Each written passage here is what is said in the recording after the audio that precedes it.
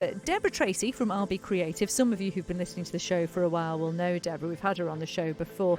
Teaches, creates art, predominantly working with glass but also natural materials as well. She's delivered a number of community art projects over the years. That's what we're going to talk about with her now, because this year a very important anniversary has inspired her latest community art project. Debs, from what you said to me, it all started with a Christmas fair with a man in a fleece and one of your students. Yeah. Tell us more. Okay, last summer, I just asked one of my students, what should I add to my range? Give me some ideas. And Amanda Cooper said, do you know it's the 200 years anniversary next year of the RNLI? And I went, I did not know that.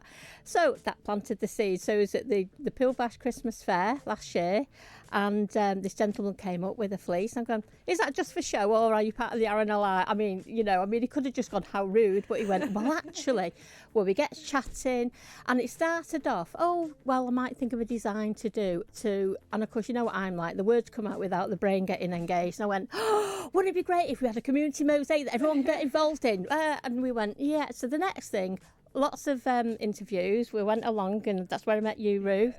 And we applied to the Arts Council, and they went, yes. So got some dosh to put it on. So here we are. Just at the start, I'm still formulating the project, but there's going to be a 4-foot by 8-foot community mosaic at Port St Mary. Fantastic. And you've already got some schools involved, haven't you? I know, and it's obviously limited to the number of participants that we can have, but so far we've got, so you might put me up on this one, Sculpture.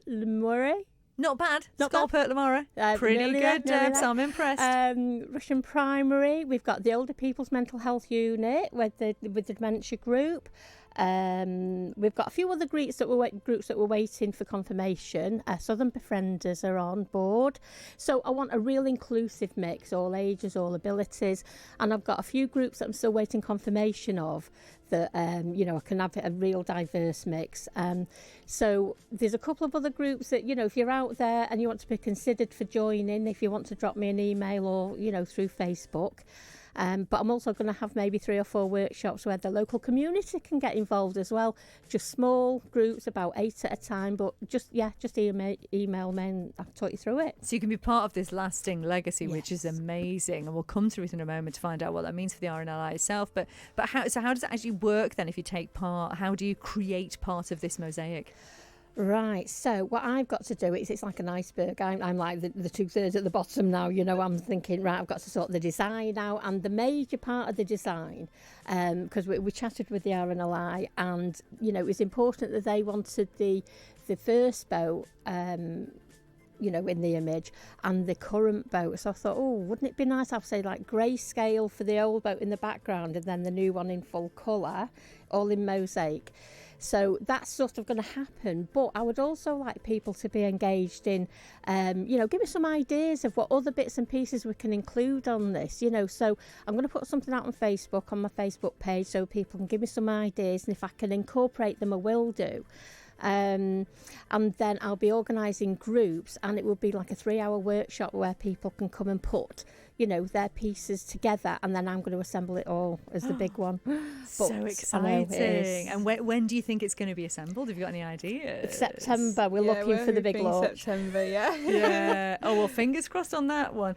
Ruth, I mean, we just heard that you're a 30 under 30 through your work with the RNLI. First of all, tell us a bit about what you actually do. So I'm involved with the fundraising side. I think when lots of people think about the RNLI as an institution, they will think of the crew dressed up in their yellows and going out on shouts, but there's so much work that goes in behind the scenes. The RNLI relies solely on donations, so it's really important that our fundraising events are successful. So we have a fundraising committee down in Port St Mary, and we run various events throughout the year, so quiz nights, car washes, which have been quite successful recently. So when Debra approached us and said we'd like to do something to involve the community, we were so delighted to have something down in Port St Mary. And so presumably you've been part of organising various events since your time. How long have you been working with the RNLI? So it's only been about 8 months that I've been the chair down there.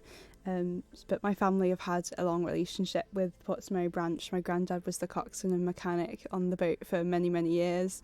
My grandmother was involved in the Ladies Guild, as it was back in the day, the fundraising side. So we've always had that relationship with the branch, Portsmouth branch in particular. Very quickly I discovered that I wasn't very good at sea. One of my biggest fears is deep water, and I get very seasick. So I thought, how can I help the RNLI that doesn't involve water? And fundraising was sort of the first thing that I got involved with, and I've never looked back. Your family must be so proud of you. That's so lovely. So do you have any memories of your grandfather going out on call then? No, he was did that before I was born, but many stories that he told us. I always sort of thought my granddad as a hero, and I wanted to be like him. Many people in the branch, on the crew actually, were trained by my grandfather. And have many stories to tell. So it's been so nice hearing stories that I haven't heard before, and seeing pictures of him on the lifeboats. So it's been so lovely to look back on those times, but also look forward to the future of the Portsmouth branch and the RNLI as a whole. That's so lovely. And so this year is actually very important to you as well, personally. The fact it's the 200th anniversary. So what does it mean to you, yourself, and also with Portsmouth Mary, having this mosaic, this lasting legacy created? I think it's so important to start a conversation about the RNLI.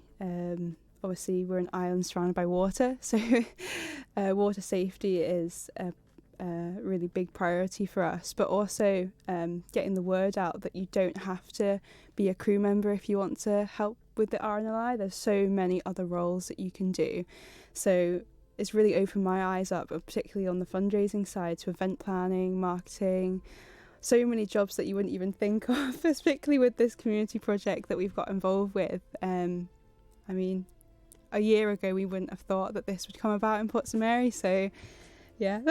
And as we've been talking about here on Manx Radio, the fact that the RNLI started here, I mean, that is extraordinary when you think of hundreds of thousands of lives, if not more, that have been saved through the work of the RNLI around the world. I mean, it's kind of incredible that we started it, really, isn't it? Yeah, so the RNLI is the birthplace of the RNLI is the Isle of Man, and Sir William Hillary was a Douglas man himself. He lived here and saw many shipwrecks around the island and thought, we can't carry on like this, we need to form some kind of institution. It came about many years later to form some sort of RNLI institution that had branches up around Scotland, Wales, Northern Ireland and of course the Isle of Man. So I think it's so important to recognise that history and the heritage and the stories that have been told and shared this year, but to kind of keep that momentum going. Do you know what? It's so lovely listening to you speak so passionately and eloquently about this. It really is. And Deb, it must mean so much to you as well, hearing her speak like this and knowing that you are creating something that will keep this memory going. Yeah, absolutely. And I believe in serendipity, and I think that's what it was. And we need everybody to know that it was really born here on the Isle of Man. How important is that? Everybody should be jumping around being really excited about it. It's fabulous. It is incredible. And I remember there's that fabulous programme, isn't there, the BBC do with the Saving Lives at Sea. And I tweeted them one point saying, it's great to see this, all started on the Isle of Man. And when they retweeted it, I was thinking, isn't that amazing? And I thought, well, actually, no, it makes sense because it did start here. Yes. This is extraordinary that it all started on this tiny island. So what a wonderful thing you are doing, making this mosaic, and what wonderful things you are doing, Ruth, in fundraising for this fabulous charity. Just let people know then, Debs, how they can be part of your mosaic. I think, obviously there are limited spaces, but if people want to express an interest, if they just email me through the website, I'll be creative, or on Facebook, and then I'll get back to them, and just look out on social media. And again, thanks to the Arts Council and for funding it, and IFGL for their kind contribution as well, and for the RNLI for accepting this mad woman coming along with this idea.